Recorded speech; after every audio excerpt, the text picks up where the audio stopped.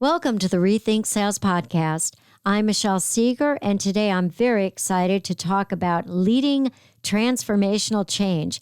And with me here today is a special guest, colleague, and friend, Nick DeSalvo from HP Inc., where he is leading transformational change every day.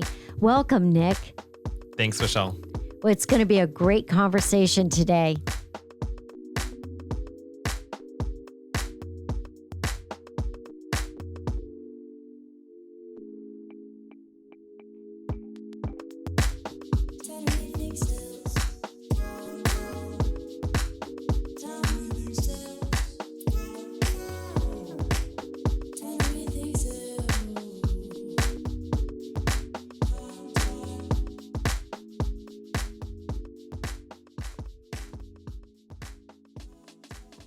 All right, so Nick, today we're going to have a really great discussion around what it takes to lead transformational change. And one of the things that we know is that, well, it takes more than one podcast to talk about it. So we decided to focus on one key area. Yes, specifically on our model and what we use to get success out of our project. So it's really how you define success at HP Inc. Yes, definitely. And something that we've started using a bit more as well. And still molding it, of course. So always room for change. So the one thing we know about change is that it's constant. So the model's good, but you're always refining it as you learn things along the way. Exactly. Mm-hmm.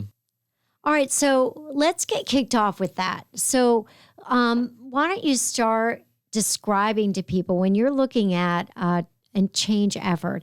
And it could be transformational. It could be any really change that's going on. It could be shorter in duration. But let's talk about how you start defining success and why that's so critical at the very onset of any initiative.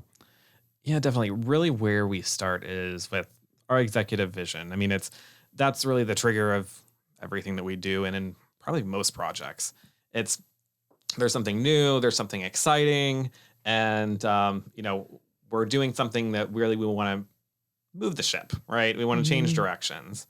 And, that's great, but it's really getting it more formal, getting it on paper, and then getting that visionary alignment across the board. It's what's been key for us. So when I think about an executive vision, a lot of times it's just not really tangible, right? So it's your executive. They talk sometimes a little bit different level. What they want to do is extremely aspirational. And a lot of times I find just making it more relatable can be a little bit of a challenge. How do you do that? What are some of the things you do? Because as we've discussed, that is one of the keys to success. Yeah, definitely. It's really bringing that down. It's kind of where actually asking the question, what is the organizational voice when we actually get to that level? When we're taking the executive vision that we got out of workshops and we're taking the organizational voice, and we can talk a little bit more about what actually that is. That's where we get in the middle and where we're bridging that gap. So the 100,000 feet to the to the sea level, and then we're getting somewhere in the middle and what we can actually execute on. All right, so let's get right into that. What we know is we've got an executive vision, and we know that that's been refined, and it's ready to communicate, or at least to start to socialize, or talk to me. Maybe you're not there yet. Talk to me more about this voice of the organization that you touched on, the intent of that, and then how that will tie into that executive vision. And it won't necessarily in the beginning even tie directly into that executive vision. Because here, I mean, it could be whatever change you want to make, but it's more just understanding for the voice of the organization, how much change can they tolerate? It may be in A, it may be in B, it could be in Z. It doesn't really matter each way, but it's understanding, aside from their tolerance for change, how do they want to experience it? How do they want to experience the communications? And what is just the best way for them to absorb what they need to absorb, to understand what's expected of them, and then to also bring them along the journey. So I want you to get into, because this is a really important point that you're making, before you're actually working on buy-in to the executive vision or communicating it out. What you just said, I don't want to be missed, which is you're getting a voice of the organization to understand how they want to consume even what it is that's being translated out and what the executive vision is, as well as getting their feedback on some of the concepts or what it is that the executive vision is setting out to achieve. Exactly. And I'd also say that it's not necessarily even tied to a project as well. I mean, Mhm. even just for your normal day to day, you should be understanding what is your voice of the organization and their reaction to what your current state is. So it may not even necessarily be change triggered too. So how do you do that? Well, the way we did it is we went a little bit aggressive, and it wasn't definitely the easiest thing to accomplish. But we started by surveying all the organization, and really what we focused on were ICs, so our individual contributors. Mhm. And we kept it short, sweet, to the point. We worked with our partners also on the questions and how we ask them, because it's not just what you ask. Of course, it's how you ask it. So we don't have any loaded questions, because we know there are some answers that we want to hear, but we want to make Sure. sure that we're not leading the witness. Mhm. And we really structured that out and sent it out. And then um, really, once we got back all of the results, and we actually had a pretty good uptake as well. I mean, when you ask people for their opinion, Mhm. a lot of times they do want to give it. So it's about giving that opportunity. So you're getting people's input and giving them the opportunity, whether they agree or not. And then you went through a process of, I'd like you to delve into what it looked like. So you did a large scale organizational survey, like a digital survey, Yep. and you called through those results. And I recall you spent a significant amount of time culling through those results. Yeah, it was, thousands of surveys, which turned into thousands of responses, which turned into also thousands of comments. Wow. And of course, the hardest are comments, because you can't just say how many A's, B's, trues, falses, and how Yeah. many number ones did you Yeah. get. You actually have to read them. And I myself personally read through every single comment, because it was very important to us to understand, you know, not just how they answered, but why they answered what they answered. Hmm. And it's a big key. And it would actually also, of course, wasn't just me. Quite a few members on our team read through those, and it was used in multiple ways too, not even just for our project. So worth the effort. 100%, yes. Hmm. Now let's talk about, once you did that electronic survey, you did something that was even a little bit closer in. And I'd love for you to talk about the roundtables that evolved from that survey.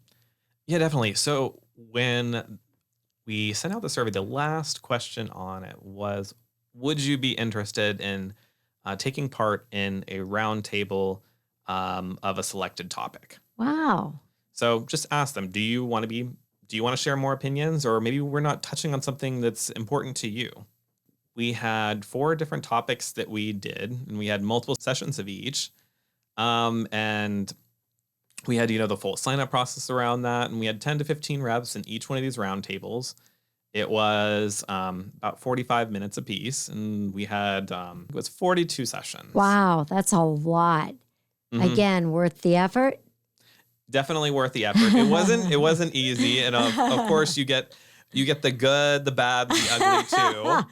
But one common theme across the surveys and everyone that we talked to in the roundtables was, thank you for doing this. And quite a few said, we've never really been asked our opinion about these things for us. Yep. Any comments that I got a funny story about a comment. I've been part of large surveys that stands out in your mind. I had a couple of funny ones. I remember it was also an international survey that we rolled out. And I remember this response from an individual contributor, a salesperson in London, who actually said, "The man that paints my house makes more money than I do." That thing went viral inside of the company. And then I recall another one that was pretty funny too, that was very recently. And this particular sales organization, they do a lot of conferences and events. And the one person's comment was, I do spend a significant amount of time on events. In fact, sometimes I really feel like a party planner. And it came out just like that. Anyway, so you get all kinds of feedback, don't you? Oh, yeah. We had some funny ones, too, that stuck with us as well. There was one when we were talking about, how fast you're getting data. And one of the responses was, I have to paraphrase because I can't say exactly what they said, but they're going to be complaining a lot, but it's not going to kill them. And so it was, those aren't the exact words. The exact words are much more funny, but you can use your imagination there. Yeah, we just can't say it on the podcast. I hear you. But they're pretty candid. So, it'll be entertaining as well for you if anyone in the audience chooses to actually run them there yourselves. So definitely worth the effort. And what we've found is that getting that voice of the organization, great when you're leading any type of change effort, transformational change, great when you've grown by M&A or you've integrated a new company. But just hearing the voice doesn't mean that they have to completely get along or No, there's definitely going to be, there's going to be conflict, of course. And especially with how we ran them as well, because we didn't limit it to, say, a specific business unit or a specific role, or, there was no limiting criteria except just the topic of what we're talking about. Of course, they were all sales employees, but aside from that. And it was also, I think, something that was positive for us too, was to see also how they interacted with each other as well. Because it wasn't just, like what we're doing here, just, me talking to you, them talking to me kind of one-on-one and taking turns. They were also really having a dialogue with their own peers.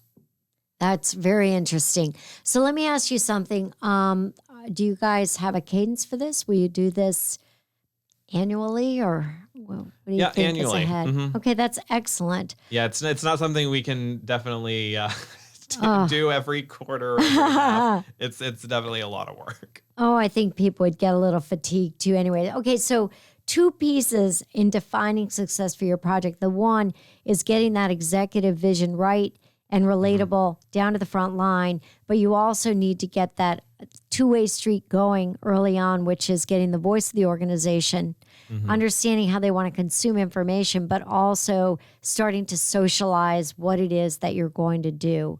Now let's talk about what we'll call the third leg of our stool around operational feasibility. Yeah, definitely. So it's really about not starting at step 1. So, there are plenty of times where I'm sure everyone here has seen a project that hasn't really done their homework all the way, and they have the vision, they have the plan, everything is, perfect on paper. Yeah. But then when you actually go to execute it, oh, I don't have this functionality. Oh, I need to do specific IT changes here, or, oh, I need a dashboard there. And a lot of times that can end up in a lot of delays. And it's something that we talked about in our presentation at World of Work is, just like you had with those 3 weeks where you didn't have the right stakeholders. Yeah. It's the same kind of delays that can happen with this. It's, not taking those things for granted. Yeah. So what Nick's referring to, and this has to do with your stakeholders, and clearly we've got stakeholders here in operations as well as within the organization and even your executive level. They're all stakeholders in this. And we were discussing something around getting stakeholders right. And we discussed that when you don't have the inclusion of all the right stakeholders at the same time, that can add untimely delays. Not only that, though, it can create a lot of conflict throughout the process itself. Ugh. Yeah, and that operational portion can definitely be a major headache. It's you can change or hopefully change someone's opinion to get them aligned towards a vision, or you can change the way you communicate in your based on the voice you hear from your organization.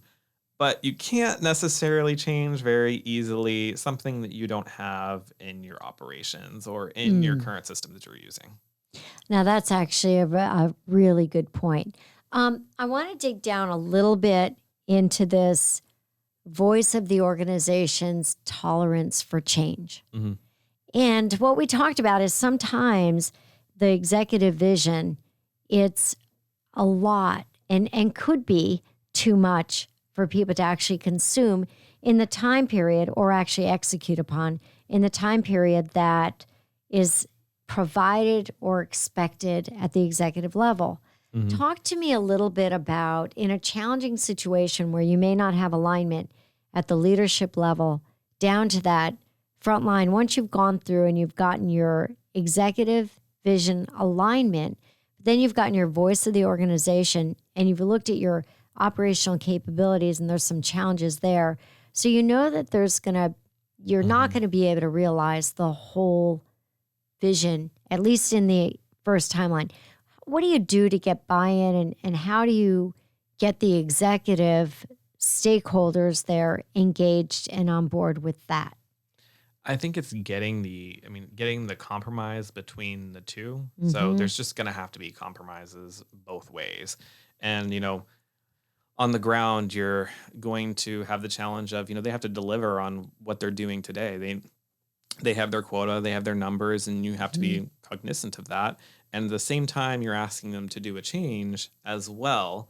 So it's kind of, how much can you change while still delivering, and making sure that you're not creating any disconnects there. And so, like I said, it ends up kind of in compromise between the two. But as long as you're setting the expectations right and you're setting that roadmap for the executive vision and saying, this is how much we can do in year one, this is how much we can do in year two, and you can see that progress and you can take those bite-sized steps towards what that end vision is.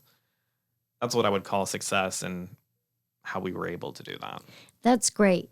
So I'm going to ask you a couple tough questions. What would you say would be the most difficult part of leading a transformational change effort? Ugh, I think it's the personalities. So because you have everyone who is in sales to executives to finance to IT, and everyone is definitely, at least on our side, a lot of the stereotypes are true. So you have all the different personality traits and bringing them together, especially when you have a project that has 50 plus stakeholders, and you have to get them all aligned, and you have people who can also they can take so much change at one point, or they move this fast, or someone who's taking a look at it from different angles and trying to get them to understand the other angles of the other people. And so just that maybe I should call it more stakeholder management, because it would Stakeholder be a little bit management. more encompassing of Hmm. the personalities, the viewpoints, the different stages of where you're at. Because even within the same role, you may have different markets that are, some are more mature towards Mm. that vision than others. Yeah. And you're even within the same portion and the same role that you're looking at, you have just wildly different starting points. So what do you do to help get them aligned?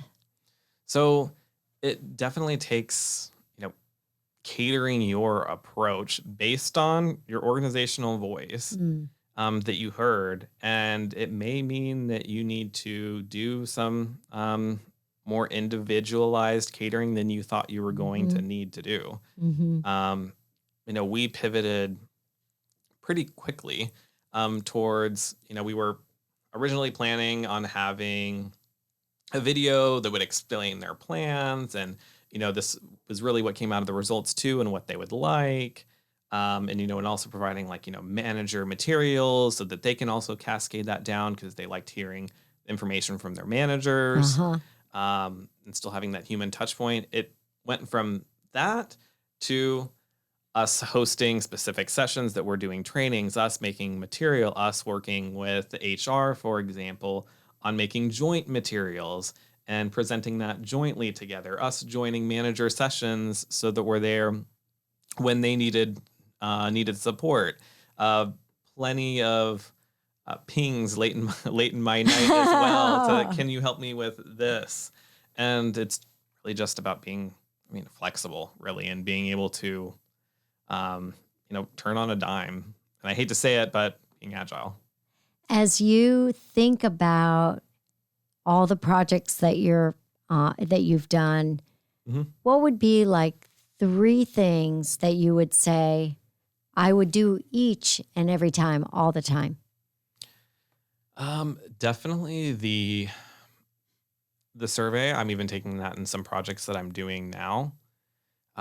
Moving forward, we had never really done anything so extensive, and I think it brought a lot of value back into what we did. So that would definitely be my number 1. My number 2 would be, well, every single time I always say this, my new profound appreciation for good project management and a good project manager. So every single time I having an amazing project manager that can wrangle everyone together and keep them on task, keep me on task. Yep. As well. Yep. That would be my number 2, because I think it's also a little bit underappreciated too. Yeah, I would agree with you there. And then third, the alignment with my other partners in the change. We definitely, before this project, we hadn't worked as closely before with, for example, HR. And that was, we have a lot of touch points where we work together, but we really didn't go in necessarily with one voice. We had an HR voice and we had a sales comp voice. And it brought a lot of value, and it was actually something that the reps, they brought up as well. From their viewpoint, it's not HR and sales comp. It is, you are my benefits. So, wow. I want one voice. Yeah. And it made a lot of sense.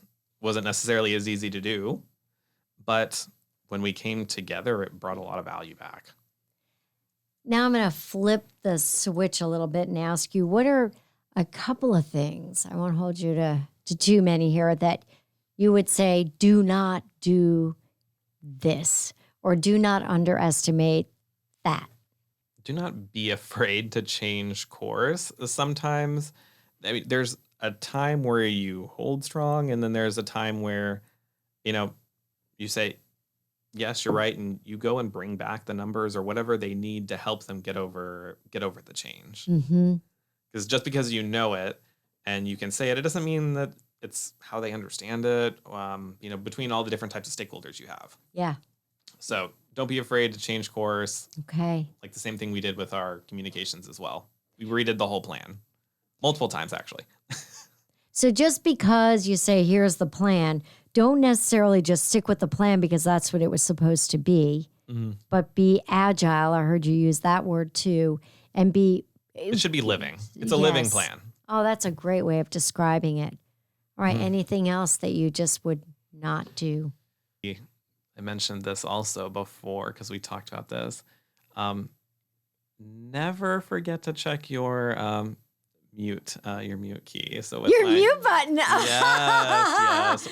Do tell. More of a funny one. Yes. So we were in, we of course had our great project manager who is keeping everyone on agenda, and we were going through everything. And of course we have, I don't mean to derail, but we know how that goes. So we're going off topic, of course. And, I step in, try and bring everyone back. And then, I'm like, we have an agenda. We've got to make sure that we get through this. We only have, 20 minutes left or such. And, and then you get, oh, definitely, you're right. And then one last thing, and it's never one last thing.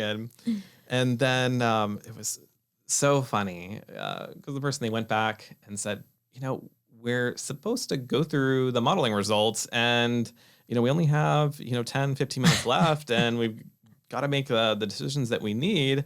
And of course I wasn't on mute, and my most annoyed tone, because also it was very early in my morning as well. I'm not a morning person, as you know.